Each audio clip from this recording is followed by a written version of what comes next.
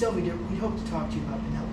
Oh, the dear little duck-billed monotree, coming all the way from Australia to New York and vanishing from her home. Sad, of course, but all our little darlings at the zoo sometimes long to be free.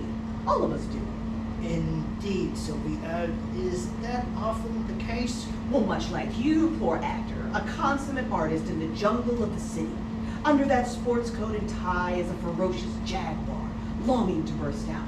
I can feel it in your strong hand. Sylvie, I don't want to seem pushy, but we might proceed better if you put your pet away in your handbag. So intuitive.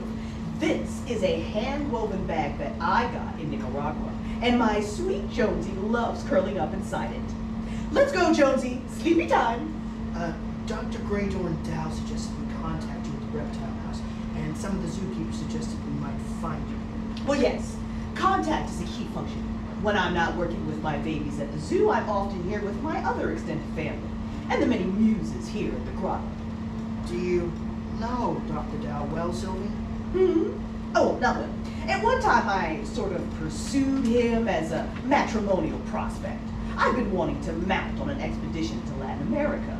Our reptile house out to have a green and yellow anaconda, but sadly we have neither. You see, I'm a single woman presently, and while Dowling? Dowling. She's just making fun of Dowsy. Oh, yeah. And while dowsing is lacking in charm, he does have a lot of money. Enough to fund my pet project. I'm told I can be very persuasive in matters of the heart, but Dr. Dow is far too much in love with his birds to appreciate a well-executed mating dance. A woman like yourself would have a lot of marriage prospects, though. Well, you'd think so. But my associates at the zoo are all married or not especially rich, or both. You might think that Safari Jack Ursus would be an expedition, but he seemed to want some obvious things from me. No wedding ring, no funding. And he put that to me in terms I thought quite rude. You can't expect much from a trophy collector. Touche, Kate. You are delightful. Theodore, how did you two come to have such beautiful escorts? Actually, Sylvie, Kate is my partner in an ongoing investigation. Max and I also have a professional relationship. Jack Ursus has the powerful musculature of a boa constrictor. But you, my Theodore, are a young rock python yourself. Oh, but what a poor hostess you must think of me. Nephra, can I get 3 espressos for my guests? There we go. He was right there. I had to help him. Olivia, you cannot risk using your abilities every time you see someone pass by. You have no idea what you could have pulled into. Well, if it means anything, thank you. Oh, thank God you're all right. As all right as this place gets. It's called Pine Ridge. This is my home before. All right, enough of that. You should not be telling him anything. You don't know who he is, which means he is not from you. We will be asking the questions, Lorraine. First, who are you, and why were you following her? Joe, he's trapped like the rest of us. He probably just took a wrong turn. No, she's right, Miss Davis. I could lie and play dumb, but what I saw in there, you deserve to know the truth. My name is Teddy Barlow. I'm a gossip reporter, and I followed you here. You see? What did I tell you, Olivia? And as for you, Mr. Barlow, I consider it poetic justice that you face the visions this town has to offer and find it hard to step back into those deceitful shoes that you fit so comfortably in this morning. Yes, you're right, Joe, and you were right about other things as well. Mr. Barlow, Teddy, please. It's only right. Fine, Teddy. I saw what happened to you.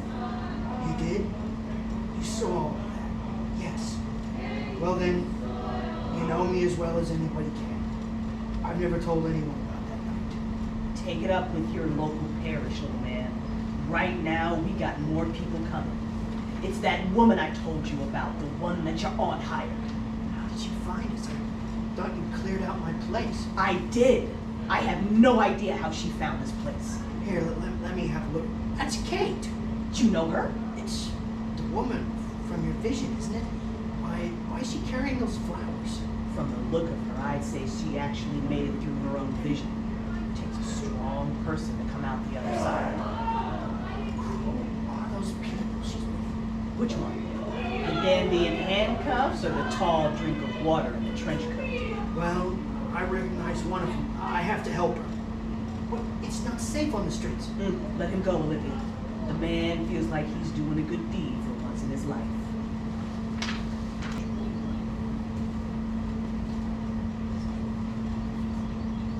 Magnificent, aren't they? Like a choir. How do you get them to sing like that? A better question is to ask, how do I get them to stop? Amazing. I've never seen anything like it. Espresso, a special presentation I reserve for a few select guests. I'm flattered. Something you see every day. My wealth allows me to take a special interest in the hidden wonders of the world. But that's a discussion for more pleasant circumstances. Tell me, Miss Bluemont, what do you know of my family? I familiarized myself with the main assets of Poland. And what did you find out? That while people tend to think of you as the female Louis B. Mayer, the truth is that for the last 30 years there hasn't been a deal made in your family's company without your approval. Oil, real estate, motion pictures. To be honest, I couldn't figure out why you're on the board of the American Museum of Natural History, at least not until I walked into this room. Well, my father was a contributor in the museum's construction. Exotic bird collecting was one of the few passions we shared. Well, Miss Bluemont, I'm glad to see we understand one another and can skip the pretense. My staff and everyone outside this house have been told that you are here representing Mr. Spector in an attempt to option his true life detective stories for a 3-picture deal. They have been told this in order to distract them from the real reason I've brought you here. Which is? I intend to hire the world's best detective to handle a very delicate family matter. And what makes you think I'm the world's best detective?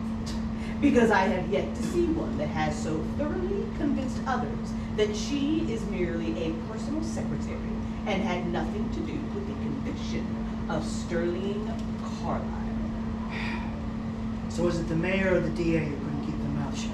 I assure you, Miss Bluemont, both were more than willing to take full credit for the apprehension of that silver spoon psychopath. Your secret is quite safe in Chicago.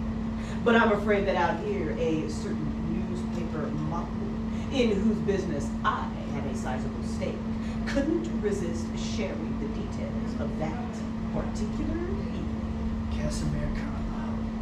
You did make him very rich man. He even went so far as to try and obtain a copy of the recording. It seems it's the one thing his newfound wealth can't afford. Couldn't resist telling someone who Frank Spector really is. No, my dear, I do not require the whisperings of a gin-soaked windbag to determine that Frank Spector is no more a detective than Dick Powell or Humphrey Bogart. Anyone with a shred of common sense can discern that fact from the fiction. Didn't realize I was so obvious.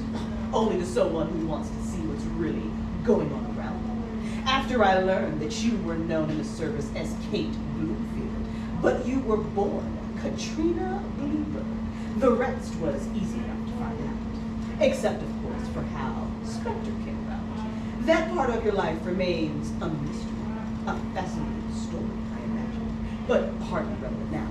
The politically minded are too focused on good press, while the average man wants to believe they see Frank Spector walking the streets of Chicago and tell their stories to their grandchildren about how they met him at the local dive one day and bought him a drink. Even if you told everyone the truth, no one would believe you. If I didn't know any better, Miss Estridge, I'd say you worked in the movie business. That's yeah. I just let her keep going. Keep going. She just kept going. I was like, I'm gonna let her keep going. That's good enough, Jerry. Yeah, yeah.